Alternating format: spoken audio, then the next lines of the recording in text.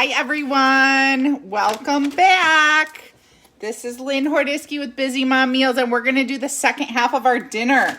So we have all that magic chicken. Look at how fantastic it is. Put it in the mix master, got it all shredded up. Now, you could take portions of this and put it into all different Ziploc bags like I was talking about earlier.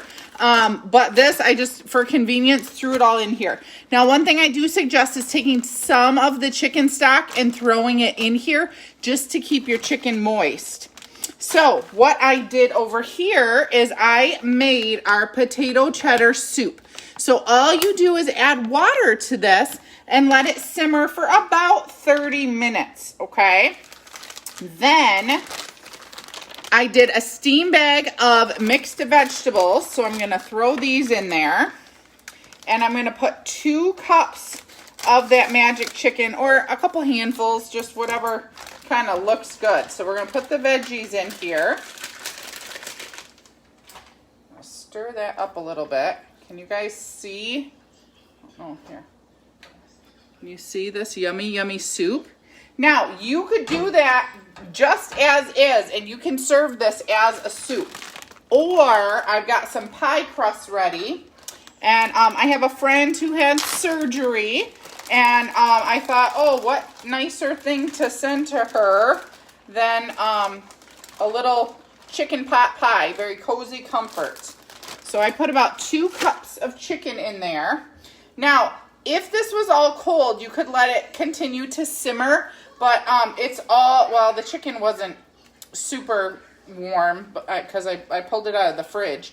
But we're going to put it in the oven to bake the crust, so it'll warm up through. But I did steam the veggies just so I don't have to worry about those being cold. So check that out. Super, super delicious, easy soup. So you could have this soup and you can serve it with some beer bread. So really quick, we're going to do some beer bread because I want the beer bread and the chicken pot pie to go in the oven at the same time.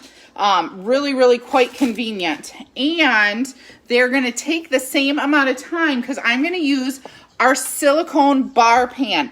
This is one of the first generations of it, but the new one is orange. And I just have to say, you must get this. This is like top priority on your list, is to get your magic chicken, your beer bread, a couple of our desserts like the almond pound cakes, amazing, and this silicone bar pan. Because what's really cool about this, it's very flexible, it's dishwasher oven, microwave safe.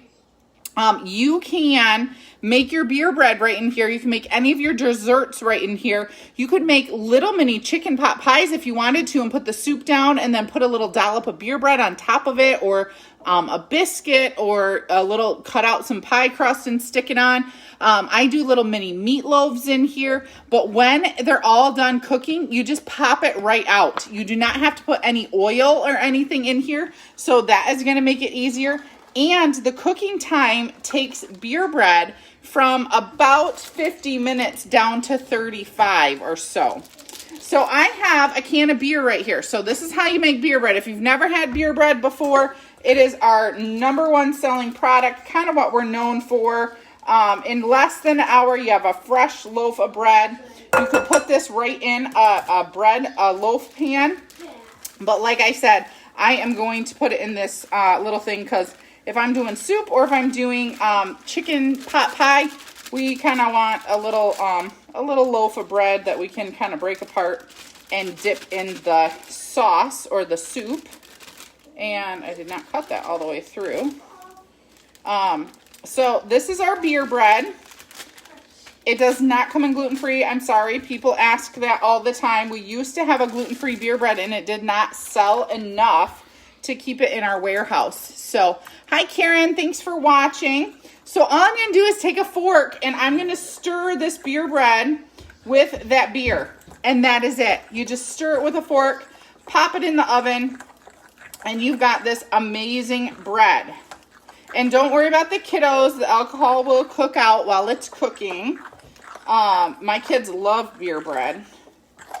They eat it quite often because it's just like my go-to. If I'm doing soup or if I'm doing chili or chicken pot pie, whatever. Hi, Mary. Thanks for watching.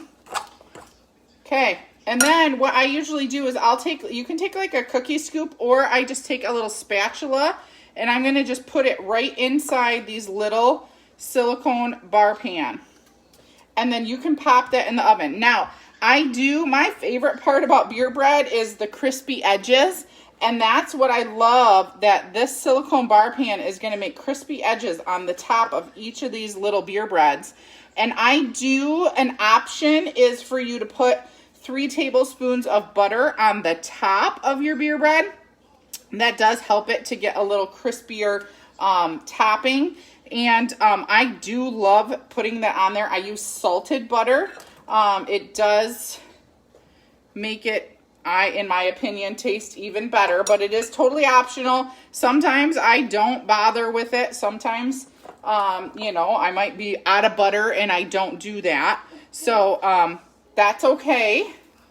But I did melt 3 tablespoons of butter here, so I'm going to show you how I do it in the silicone bar pan.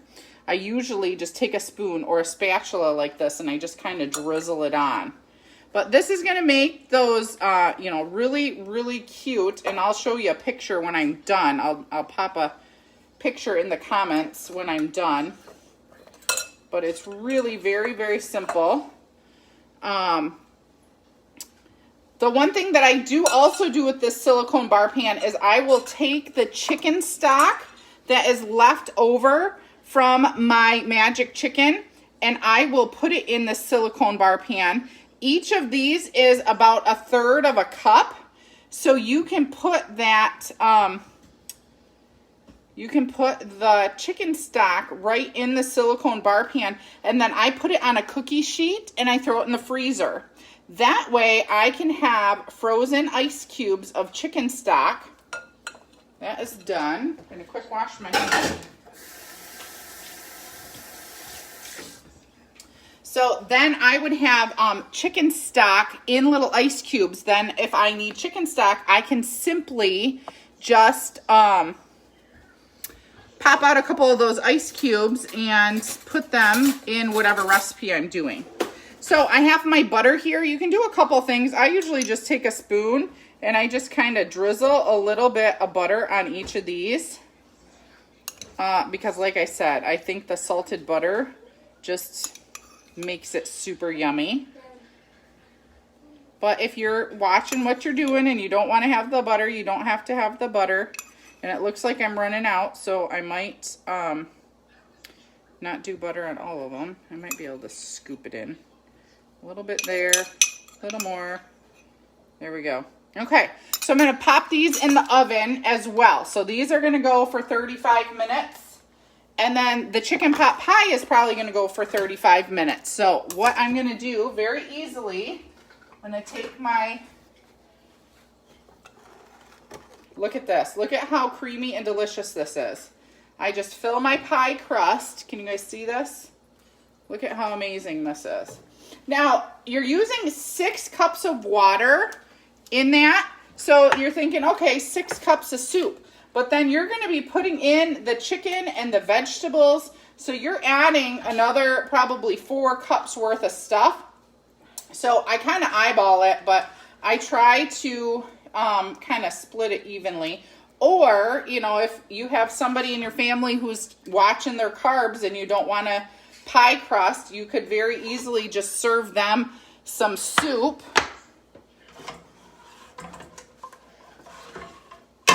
But right there. And then I'm going to put a pie crust on top, and then we're going to bake this. I usually just bake it until it's golden brown. I would say probably about a half an hour. I want to make sure that bottom pie crust is well done. And I have them right here. I'm just going to roll it out quick. And then I crimp the edges. You can be as fancy as you want to be. And you are going to have this amazing meal. So like I said, this is making 2 chicken pot pies for me. I did buy my pie crust. The Pillsbury is my favorite. I've tried all the other brands, but this one is nice and flaky and amazing. You can roll it a little bit thinner if you would like it not as thick And if you want to kind of curl it better, usually I do roll it a little bit thinner, but this is not as full. So I just kind of stuff it down a little bit. And then I try to kind of crimp the edges. If you guys are not bakers, that's okay. I love baking. It's one of my favorite things to do. And, you know, it doesn't have to look super outstanding. My husband always says, if it tastes good, it doesn't matter what it looks like, right? So as long as it tastes good, we're good. You know, sometimes if it's over, then I'll just kind of roll the edge, and this person is going to have a lot thicker crust on the edge. But you want to make sure that you're trying to make it pretty even if possible, because you don't want to have some of the crust being raw and then the rest of the crust being like burnt. So I would just caution you on that, I guess. And this is actually quite big, so I can really kind of fold almost all of it over and then crimp it. And then I do cut a little air pocket in the center just to make sure it doesn't like burst in my oven. So that is it. These are what are going to go in the oven. The beer bread with the pie. And we'll be ready to eat a little after 6. So I think I planned this pretty good. And how nice, because my chicken was already done. Now, the rest of this chicken that I have, I'm going to be able to go and do a bunch of other recipes with it. And I've got, you know, dinner on the table, quicker, easier, and saving a lot of money. Also, I don't think I mentioned that none of our products have MSG in them.